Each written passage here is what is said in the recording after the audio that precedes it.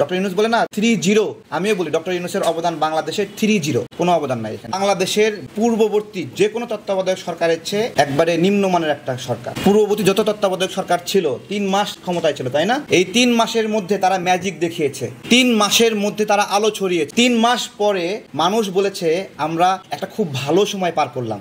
তার তুলনায় 9 মাস সময় পেয়ে ডক্টর ইউনূস সেই তুলনায় কিছুই দেখাতে পারেন নাই। কিছু না মানে কিছু না। বিগত যে কোনো তত্ত্বাবধায়ক সরকারের চেয়ে বর্তমান সরকার একটা বাজে সরকার হিসেবে প্রমাণিত হয়েছে। শোনেন, বিখ্যাত হওয়া আর বিশ্বস্ত হওয়া এক জিনিস না। ডক্টর ইউনূস বিখ্যাত হতে পারেন, উনি বিশ্বস্ত না, উনি বিশ্বাস ভঙ্গ করেছেন। খুব সরল মনে রাজনৈতিক দলগুলো লোভ করে নাই গণ অভ্যুত্থানের পরে, এবং লোভ না করে তারা এই সরকারের অংশ হয় নাই। তারা বলে নাই আমার 10 জন লোক নিতেই হবে এখানে, বলে নাই, তারা লোভ করে নাই। তারা এত কষ্ট করেছে, জেল জুলুম খেটেছে, অপেক্ষা করেছে একটা নির্বাচনের জন্য। একটা নির্বাচন একটা রাজনৈতিক দলের জন্য উপহার। সে অনেক কষ্ট করার পর একটা নির্বাচন পায়, সেই নির্বাচনে সে ভালো অথবা খারাপ করলে জনগণ ম্যান্ডেট দেয় অথবা দেয় না, এইটাই তার জন্য একটা আশীর্বাদ। সেই আশীর্বাদের জন্য অপেক্ষা করেছে। তারা লোভ করেনি, লোভ করে বলেনি এই সরকারের 50% আমার হইতে হবে। সুতরাং এই রাজনৈতিক দলগুলোকে লোভী বলার সুযোগ নাই, বরং তো যারা এখানে ঢুকেছে বিভিন্ন লবিং করে সিস্টেম করে তাদেরই লোভ প্রকাশ পেয়েছে। আমরা লোভ করিনি এখনো। আমরা কি চাই? আমরা চাই জনগণের কাছে যেতে, গিয়ে বলতে চাই আমি এটা করতে চাই, এই প্রতিশ্রুতি, আমাকে